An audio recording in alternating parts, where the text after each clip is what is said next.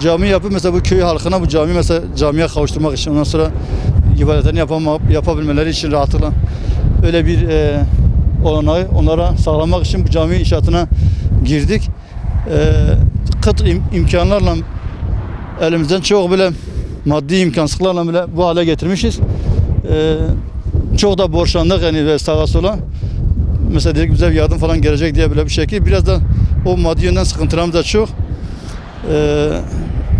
İşte hayırseverlerin mesela yardımlarını bekliyoruz mesela camimizi tamamlamak için. Henüz daha bir aşama gittikten sonra burada beklemişiz. Yani şu anda bir bu imkansızlardan dolayı bu yerde kalmış bir vaziyette yani. 53 yıldır mesela bu köy kurulmuş fakat camisi yok. Camisinin olmaması yani büyük bir bizim için mesela ve bizim mesela diyelim ki böyle Müslümanlar için bir eksikliktir yani böyle bunu duyduğumuzda üzüntü duyduk yani mesela dedik yani böyle bir hayır böyle bir yardıma vesile olalım.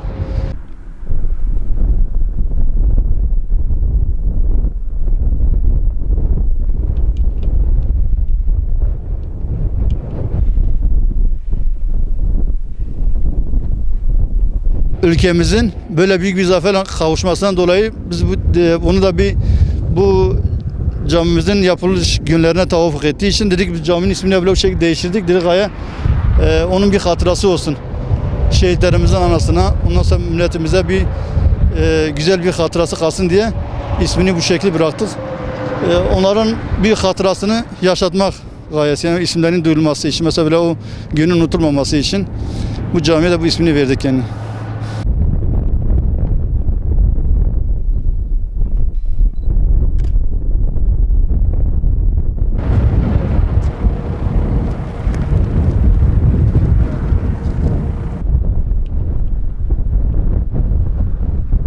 Bizim camimiz inşaatı yarıda kaldı.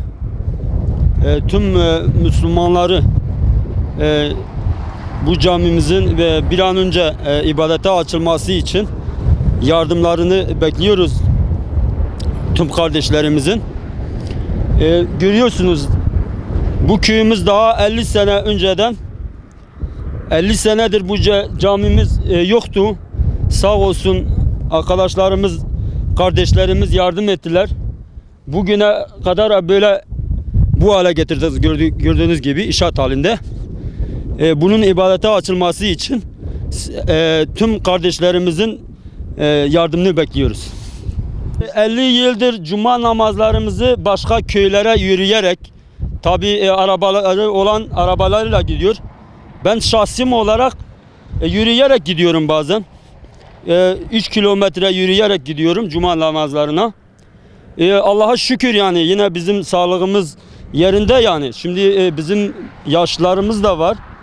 Onlar yürüyemezler. Tabi arabaları olmayan arabayla yine gidemez yani cumaya gidemez. Onun için bir an önce bu camimiz ibadete açılması için tüm Müslüman kardeşlerimizden yardım istiyoruz.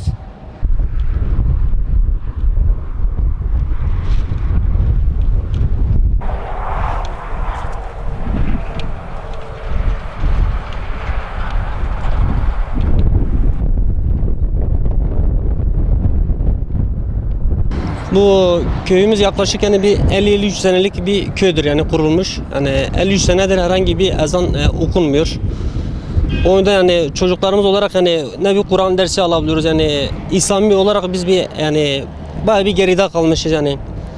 Hani doğru düz kimse çocuklar ne bir namaz kılabiliyor yani. Hani bilmediği için hani kimseden 53 senedir kurulduktan beri yani ne bir hoca var ne bir yani gidebileceğimiz bir Kur'an kursu var yani yakınlarda bir şey olmadığı için yani o konuda bayağı bir yani eksiklerimiz vardır yani.